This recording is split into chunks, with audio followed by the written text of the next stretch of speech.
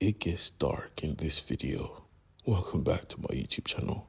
And for those of you who are joining us for the first time, go check out my previous videos to catch up. Because the toy queen is about to face one of her hardest trials she would ever face.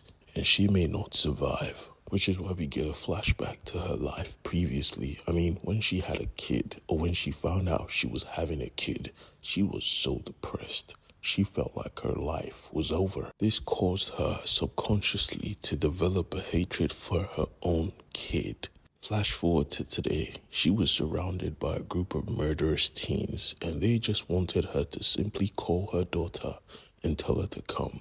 They don't want to have to beat the shit out of an old lady. But you see, Toy Queen was with it. Even if she was old, she tried to strike. She fell down looking goofy, with Miss Moments trying to disarm her, but this was part of her plan. You see, she knew she couldn't face them.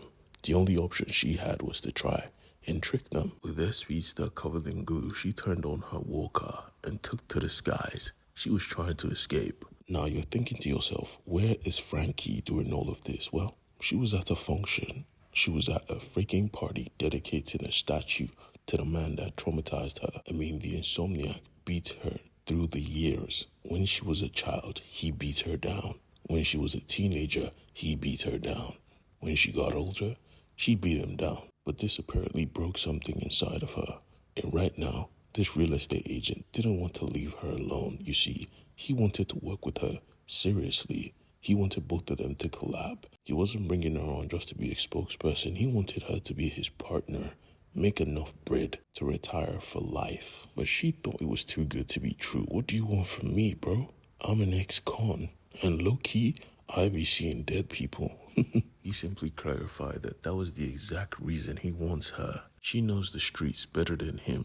Two of them working together will be an unstoppable force. Watching these two get friendly, the doctor was pleased, only to be interrupted by her shadow, calling her by her villain name. She looked at him and said, "Shut up, look at where you are. Call me by my real name. What is wrong?" And he made it clear that, the boss's mother is being attacked. We need to tell her. She said, "No, I'll handle it myself." The scalpel was really like that. We haven't just seen her fight. We will. We get another flashback into the life of Toy Queen, discovering her daughter was meant for greatness, and instead of nurturing this talent, she brought her to the life of crime because, as she put it, she wanted her to be on her level. She intentionally destroyed the life of her child, made her a criminal at such a young age. She was the definition of a bad mother. Which is why I wasn't even stressing when she was getting her ass beat by the heroes. One of the tenants heard the ruckus and came out, but the hero just told him, "Go back to your room." Unbeknownst to her, he was a threat, smacking her at the side of her head with a gigantic anchor. They apparently failed to comprehend that Toy Queen was an ex-con, and usually it is very hard for ex-cons to find where to live. Ergo, when one person finds a home, everyone congregates there.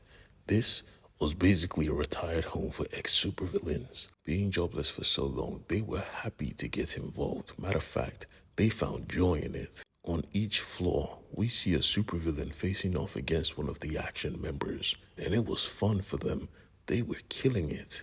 Frankie, on the other hand, was not having a good night. She went to see her kid, but she couldn't help it. She started bawling her eyes out. Shorty was carrying a lot of weight, and she was seeing dead people. That ain't normal. Thankfully, her ex knew how to calm her down, and he calmed her down, way down. Sadly, the shadow was there to see everything, because it was his job, and he reported everything to the doctor. Back with Toy Queen, though, she found her way back into her apartment, and this time, she was tired of running. They came forth and said, "Bruh, do not run. Call your daughter now, or we will beat you within an inch of your life. That is a promise." And at that moment, she remembered one of the hardest moments in her life. You see, her daughter was doing great. Too great. That hatred she had earlier started to fester. One day, she decided to go on a mission on her own, and she messed it up because she used an invention made by her daughter. The police came and arrested her, and she could do nothing.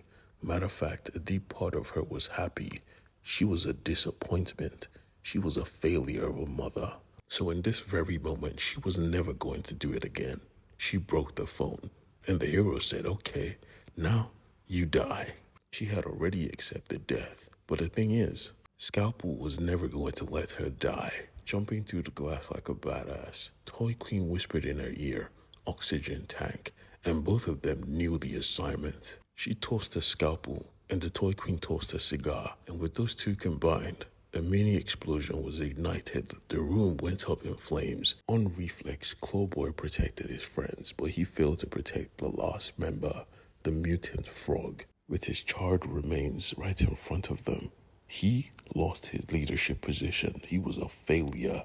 And Miss Moments, yeah, she was on the scene. And she was with that action. Using her tremendous speed, she smashed the head of Scalpel to the wall and beat the Toy Queen down right in front of her friends, right in front of everyone. You see, she keeps her promises, commanding her squad to follow through.